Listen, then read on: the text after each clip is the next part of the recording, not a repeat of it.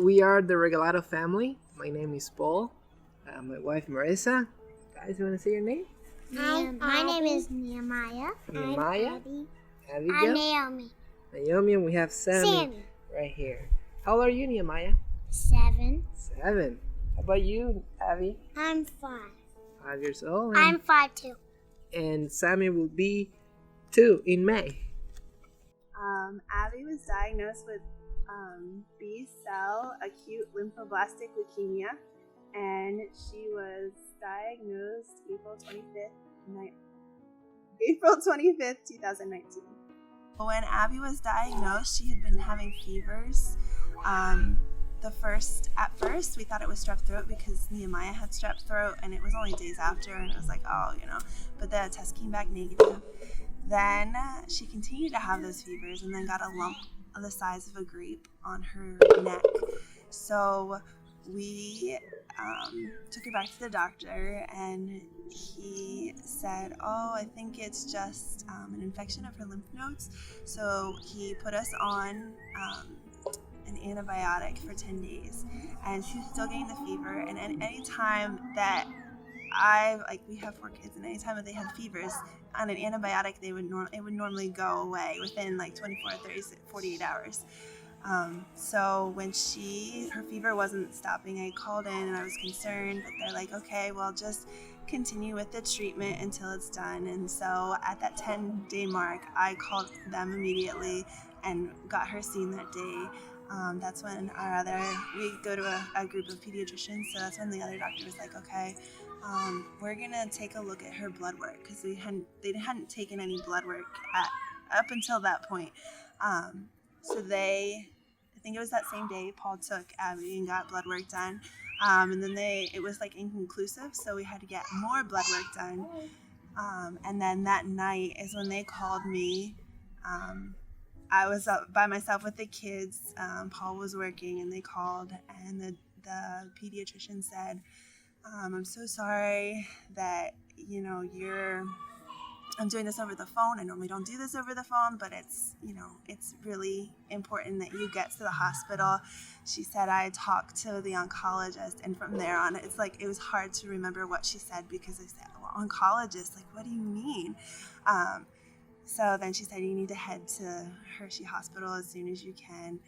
So I had to call Paul, and I think that was the most difficult phone call of my entire life, like hearing the words that your child could possibly have cancer, and then like a day later being diagnosed with the cancer.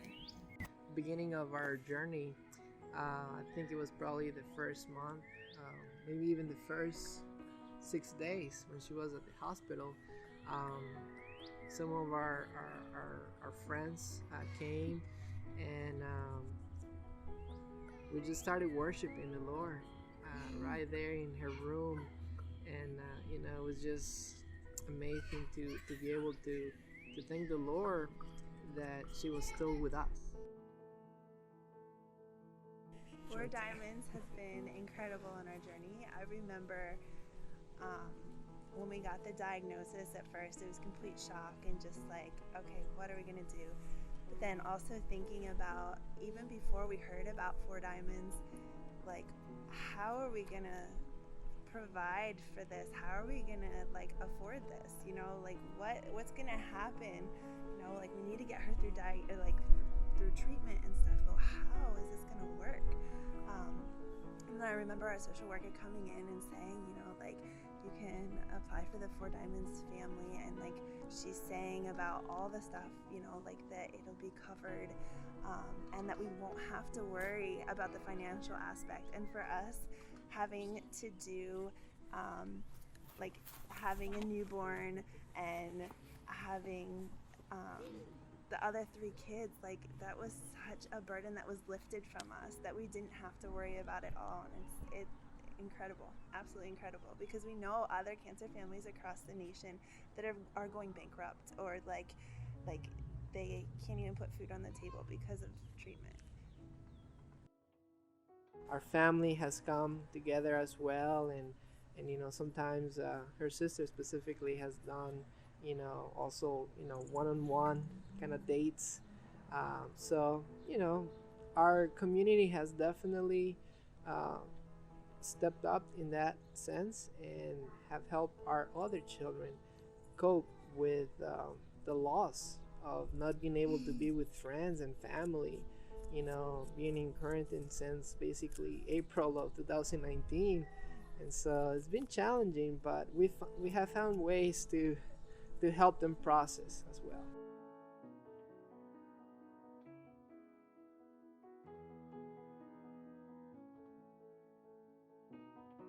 It was also very exciting, for us to be able to connect through the live stream and the excitement of our kids.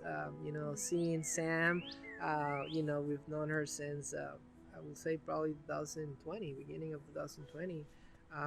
So for them to see a face that they know, it was very special, for our whole family.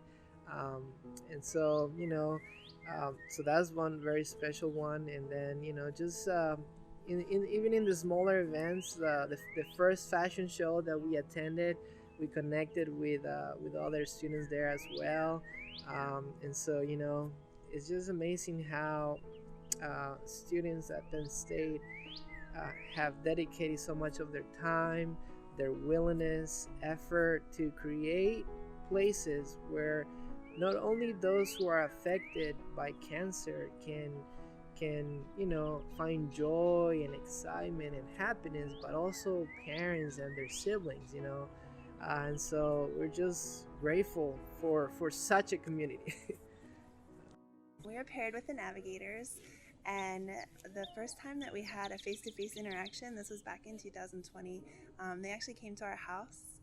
There was 5 of them, like the 5 leaders, and it was so great. We had dinner with them, and the kids absolutely loved it. Like, you could just tell, because we didn't have a lot of people around, just because, we were being protective of her and stuff, but like, they connected, and then they went and played in the living room, and they were playing all kinds of games. They were doing a relay race with pancakes, like this game that has like fake pancakes, and they were running back and forth and building the pancakes.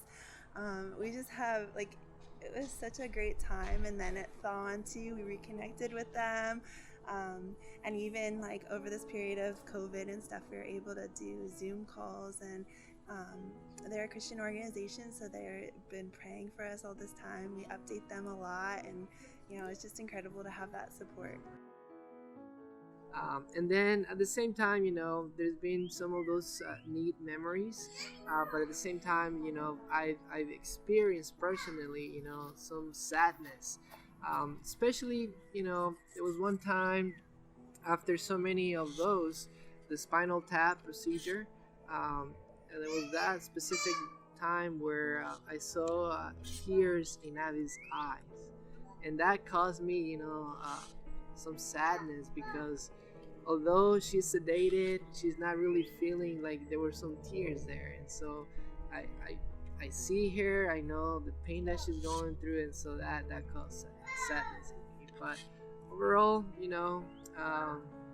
although this journey has been difficult, we've created some pretty amazing memories with our doctors, our nurses, our community, and even people that don't really know us, but have stepped up and say, we're here for you. They have sent us gifts, words of encouragement. They have prayed for us, and so it's just been neat to see all of that in the midst of pain and suffering. The end is coming for her treatment. That has also given us so much hope. And in this journey with her, particularly, we haven't really encountered so many setbacks, and so that has also, just has helped us to keep pushing, and just to be thankful for all that the Thon community has done, our doctors, the nurses there. It's just an amazing place to be treated in such a time as this. What I love about Thon is that we all get to play together, and that we all get to come together and just spend time with each other. My favorite thing about Thon is that I see the lion. I love about Thon that you get to hear like music. So you like to dance? Yeah. And my favorite else thing is that we color. I would say, you know, to a family going through cancer or battling with cancer, to be hopeful. You know, there will be amazing people that will come alongside of them to help them process the pain, you know, feelings that come along with it. And so, yeah, just take it one day at a time, you know, and always remain hopeful. We're just so thankful for the Thon community, for Four Diamonds, for the hospital, nurses, doctor. We're just thankful for everyone who supported us this far and gotten us this far.